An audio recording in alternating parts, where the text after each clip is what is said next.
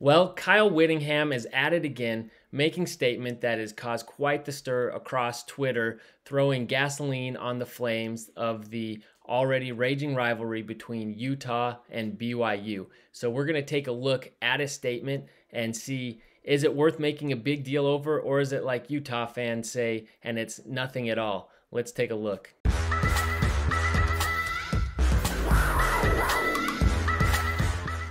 Welcome to Saturday's Warrior. If you like BYU, the Big 12, or just college football in general, or if you just don't like Utah, please be sure to like this video, subscribe to the channel. It really helps a lot. It's free for you and it boosts us a lot. So let's take a look at the statement from Kyle Whittingham. Let's pull up the tweet here. Utah head coach Kyle Whittingham, when asked by Spence Checketts about a permanent renewal of the Holy War, responded, "Well, first of all, you use the word permanently, and I can say it's far from that. I think 2 to 3, maybe 5 years at the outside, everything is going to change again. And so this may be just a quick couple years of the game returning, and then everything is blown up again and people go their separate ways." So is this a big deal? Is he making any sort of inflammatory comment, or is this really nothing?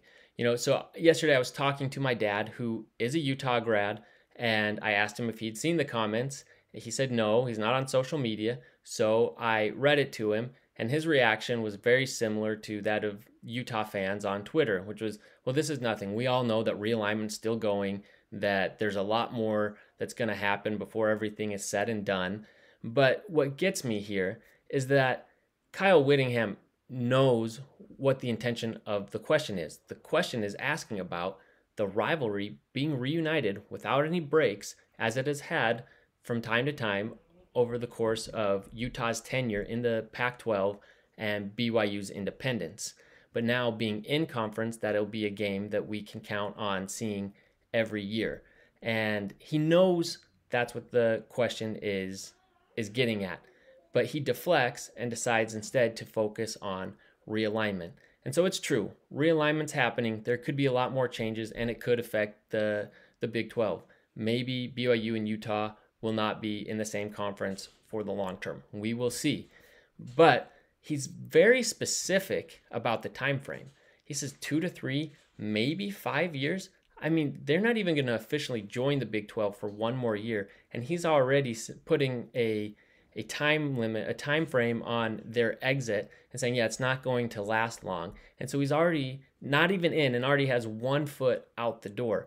So you can see why that riles BYU fans a little bit, saying, you know what, Utah was extended a life raft, and they had nowhere to go. Look at the state that the Pac-4 is in right now. That would be Utah looking at ways to salvage by merging with the Mountain West or the AAC, or hopefully getting an invite and foregoing money to join the ACC. So there weren't a lot of options. Not saying they don't bring value to the conference. They certainly do. So this wasn't like an altruistic move by the Big 12. The Big 12 gets value, but a big piece of that value is the Holy War. This is now the premier rivalry of the conference, and it's going to bring a lot of attention to the conference and a lot of eyeballs, and it's something that I think Brett Yormark will continue to play up and market. So for him to completely sidestep the issue to talk about when they're going to leave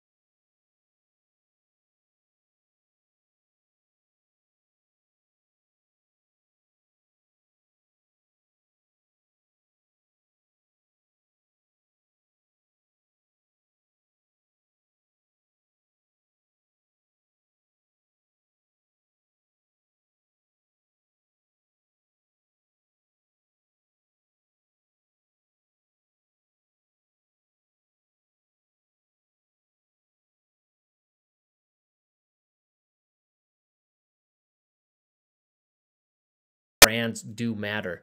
Miami, another one in Florida, big market, another big brand. UNC, academics, brand, all, get into North Carolina.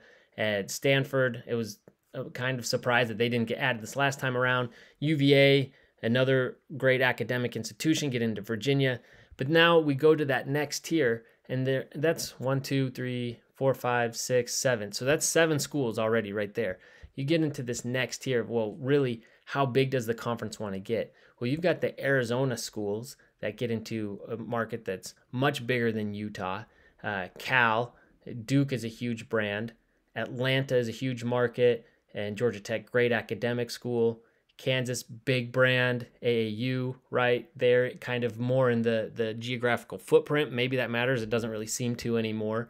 And so then you also have TCU, who's also had a lot of success and is in a much bigger market. Colorado, we'll see what Coach Prime does with the program, but they're also in a bigger market. So Utah's on this list, but where do they fall on the list is really the question. And I think there's a lot of other schools that would go first. So for all of these schools to get either invited to the Big Ten or decide to go to the SEC, for the Big Ten to work their way down the list this far to get down to the schools where you're splitting hairs, deciding if you're taking Utah or TCU or Colorado, that's a long way to go. The conference would have to expand a lot before Utah gets that invite.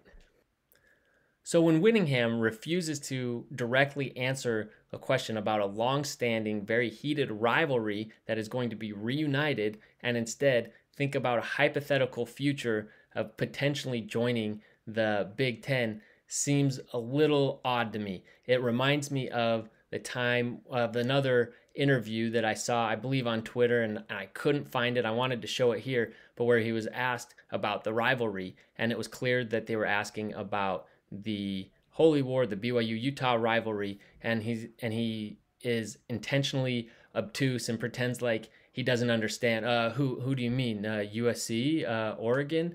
But looking at norivalry.com, we see that Utah's rivals on here. Let's look at this. So the fans, obviously, we got BYU, Utah, and then there's Utah State. There's Colorado, which surprised me that they even registered on this. And then there's USC.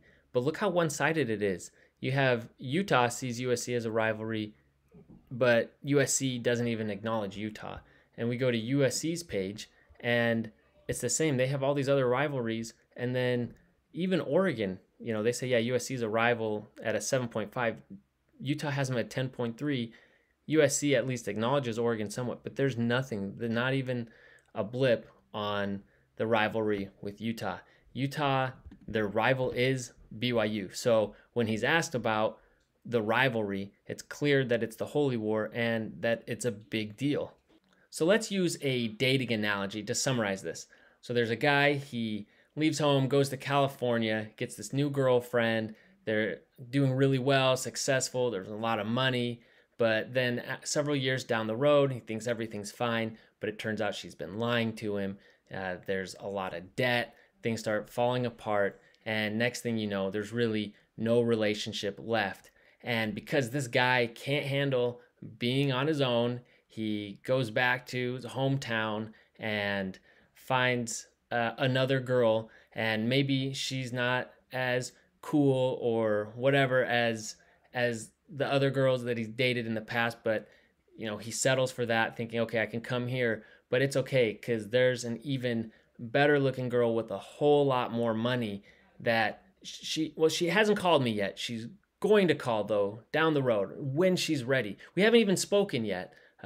She doesn't know I really exist, but she'll be calling me. So I can't really be fully committed to this other relationship that I'm in, even though it's really stable and really put me in a good position going forward. I don't have time to think about that. It's really this other girl. I promise she's going to be calling. So for me, it just feels a little bit delusional. So the question is it really that hard for Kyle Whittingham to acknowledge that they are moving into a conference where BYU is and that they're going to be on equal footing with BYU? Is it hard for him to admit that and he just has to gloss over it and poo-poo it? Or is he intentionally doing this to try to rile up the BYU base and add gasoline to the fire of this rivalry? So I don't know. I mean, I know it was intentional, but it's just crazy too, because you would think that as the face of the program and really of the university, that he would make these comments when they're coming into the Big 12. And it's funny because Utah Twitter had turned so much of the Big 12. It was crazy how much of the Big 12 they had turned against them by all of their kind of snooty comments and looking down at the Big 12. And now they're coming in. It seemed like Utah was turning around. They're finally coming to accept the Big 12. Big 12 other fan bases, not so much BYU, other fan bases were coming around on Utah. Seemed like things were getting better. And then comments like this make me wonder, well, is this just going to, continue that same narrative of Utah is too good for the Big 12 when they haven't even officially joined the conference yet? So I think it's fair for BYU fans to take umbrage with these comments. And I don't know, what do you think? Did they upset you? Do you think it's a big deal, or is it nothing at all? Let me know in the comments, and please be sure to like the video and subscribe, share, do all that stuff. We really appreciate it, and we'll see you next time. Go Cougs.